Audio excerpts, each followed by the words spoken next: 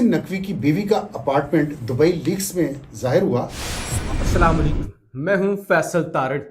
इस्लामाबाद में जी रात गए अबसार आलम की जानब से जो इंकशाफात किए गए हैं, जो हवाई फायरिंग की जा रही है और जिस तरह से मोहसिन नकवी के हवाले से सनसनीखेज इंकशाफात किए जा रहे हैं, बल्कि इंकशाफात ही नहीं, जिस तरह से कपड़े उतारे जा रहे हैं और नकवी को बेनकाब किया जा रहा है, वो बड़ी अहम चीज है जो इस वीडियो के अंदर आपके सामने रखनी है।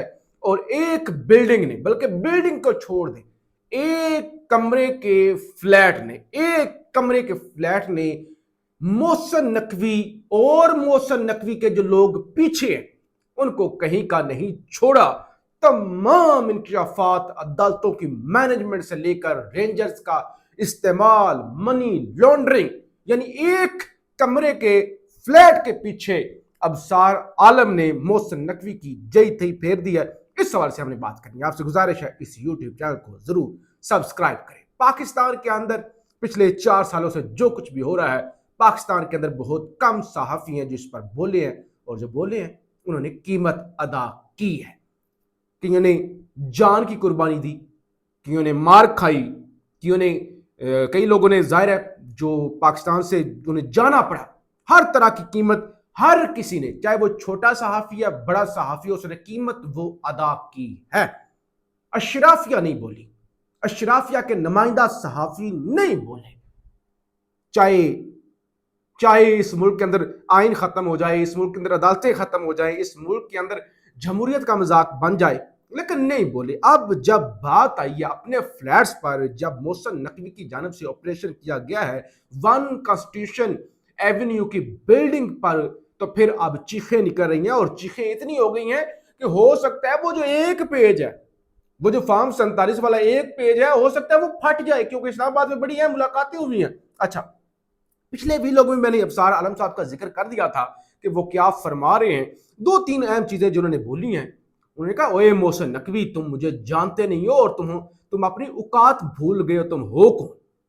मैं वो हूं जो CNN में 2001 के अंदर काम कर रहा था, और तुम उस वक्त CNN के लिए गाड़ियों का इंतजाम करते थे। आज तुम्हें अल्लाह ने तरक्की दे दी है तो तुम खुद को इस मुल्क का मालिक समझ बैठे हो।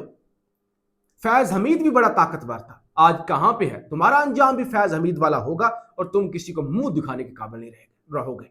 फिर अबसार ने कहा, मोहसिन नकवी, तुम्हें अपनी हैसियत का अंदाजा है, औकात का पता है, तुम कौन हो? तुम्हारी बीवी का दुबई लीक्स के अंदर नाम आ गया था, तुम्हारी मनी लॉन्ड्रिंग पकड़ी गई थी, और तुमने प्ली बार्गेन की थी, तुमने सौदेबाजी की थी, तो तुमने अपने आप को बचाया था। फिर उसने कहा, मेरा मुंह मत खुलवाओ, तुमने अदालतों को मैनेज किया, इस्लामाबाद हाई कोर्ट को मैनेज किया, तुमने उन्हें बताया कि बड़े साहब, पिंडी वाले बड़े साहब का हुक्म है कि इसको खाली करो। आप अंदाजा करें, पहले ये सहाफी बोलते नहीं, आज अबसार आलम ने अपने एक कमरे के फ्लैट के पीछे ये बता दिया कि इस्लामाबाद हाई कोर्ट भी मैनेज है, और इसको मैनेज मोहसिन नकवी करते हैं किसी बड़े साहब के हुक्म पर। फिर छोड़ देना, अब ये कोई नई बात नहीं है। अबसार आलम ने कहा, मोहसिन नकवी, तुमने रेंजर्स का गलत इस्तेमाल किया। रेंजर्स की जो हाई कमान है उनको पता भी नहीं था।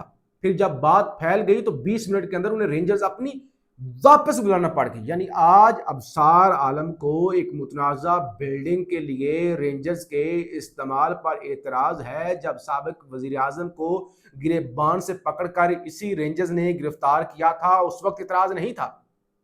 जब रेंजर्स के जरिए ऑपरेशन किए जाते हैं, सियासी ऑपरेशन किए जाते हैं, या तो कहें कि आज जो रेंजर्स ने किया वो भी गलत है, जो सियासी मकासद के लिए किया गया, या साबिक वजीर आजम को धक्के मारकर, शीशे तोड़कर, डंडे मारकर जो गिरफ्तार किया गया था वो भी गलत है।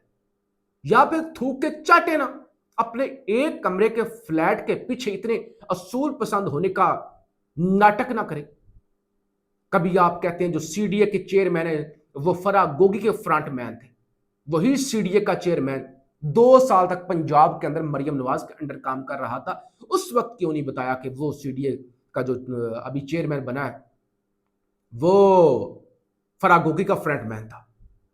पहले क्यों नहीं बताया कि इस्लामाबाद हाई कोर्ट मैनेज्ड है? पहले क्यों नहीं बताया कि मोहसिन नकवी जाके जजों को मैनेज करते हैं। पहले क्यों नहीं बताया कि मोहसिन नकवी मनी लॉन्ड्रर है? कहते हैं ये मोहसिन नकवी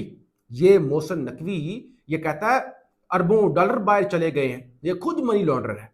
और उन्होंने कहा कि मोहसिन नकवी की बीवी का दुबई लीक्स में नाम जाहिर हुआ। मोहसिन नकवी ने इसका जवाब दिया कि उसका पैसा कहां से आया। मोहसिन नकवी साहब, आपसे ये सवाल है, इसका जवाब दें। फिर आपने अपनी बीवी के अपार्टमेंट पर एमनेस्टी ली, आपने अपने काले धन को एमनेस्टी स्कीम के जरिए सफेद किया। यानी अबसार आलम ने यह भी बता दिया कि ये जो है काला धन है मोहसिन नकवी के पास। और अबसार आलम ने यह भी बता दिया कि सिंध के मुख्तलिफ एयरपोर्ट्स पर आज भी जहाज उतरते हैं जो काला धन दुबई अबूजबी लेकर जाते हैं, और वहां पे 30% वो रखते हैं, 70% जो है वो वहां पे वो आगे जाने देते हैं। तो आज सारे अपने यानी इंकशाफात के चक्कर में, अपने एक कमरे के फ्लैट के चक्कर में जो मोहसिन नकवी साहब की जिसे कहते हैं जई थी फेर दी है। तो अब अबसार आलम साहब यानी, और जाहिर है अबसार आलम किसका बंदा है? नवाज शरीफ का बंदा है, नून लीग का बंदा है। तो ये कौन करवा रहा है? नहीं, ये अबसार आलम को सिर्फ अपने दुख नहीं है, चीजें अभी बहुत सारी खुल के सामने आ रही हैं। अभी तो अबसार आलम साहब ने बताया कि क्योंकि ये जो बिल्डिंग थी इसके अंदर बेशुमार सफारतकार रह रहे थे, डिप्लोमेट्स रह रहे थे बैरून मुमालिक के, यूरोपीय मुमालिक के। एक चीनी भी रह रहा था, उसके भी दरवाजे तोड़े गए और इस तरह सारा मामला हुआ, हरासा किया गया। जो पुलिस 1 बजे गई, उन्होंने अपने अपने मुमालिक के अंदर राब्ता किया। अबसार आलम के मुताबिक 4 से ज्यादा मुमालिक जो हैं जिन्होंने पाकिस्तान को डिमार्श किया है कि ये क्या तमाशा लगा हुआ है, कि ये क्या इस्लामाबाद के अंदर हो रहा है। और फिर आज एक मुलाकात हुई है, यानी अब दिन तब्दील हो गया है। अब तो 3 मई एतवार के दिन का जो है वो आगाज हो गया है। लेकिन गुज़श्ता दिन आप कह लें मोहसिन नकवी साहब की और शहबाज शरीफ साहब की मुलाकात हुई है, चेहरे उतरे हुए थे। नकवी साहब क्यों गुस्सा देखे ना। अब अभी ये भी चीजें सामने आ रही हैं कि ये जो था ना, बेसिकली कोई ये जो 80 कनाल का गालबन ये फ्लैट जो था, ये सारा जो प्लॉट था, उस पर सिर्फ 8 कनाल, ये जो बिल्डिंग बनी हुई ना, ये 8 कनाल पर है, बाकी सारा खाली पड़ा भाई। वहां पे मनसूबा था एक शॉपिंग मॉल बनना है, एक होटल बनना है। तो अब ये मनसूबा ये है कि ये खाली करवा के कहते किसी लाहौर के सेठ को डॉलरों के अंदर बेचना है, और किसी साहब ने वादा किया हुआ है कि जैसे तैसे भी होगा, ये आपको, ये डील आपकी ही है। तो अब क्योंकि वादा किया हुआ है और अरबों का ये सौदा है, तो आज शहबाज शरीफ साहब और मोहसिन नकवी मिले, रंग उड़े हुए थे, क्योंकि शहबाज शरीफ पर दबाव है, उनकी अपनी पार्टी का के हैं, अशराफिया की हैं, कुछ जजों के हैं, कुछ वकीलों के यहाँ पे फ्लैट है मुबैना तौर पे, सियासतदानों के हैं, अबसार आलम साहब का है, तो उन पर दबाव आ रहा है।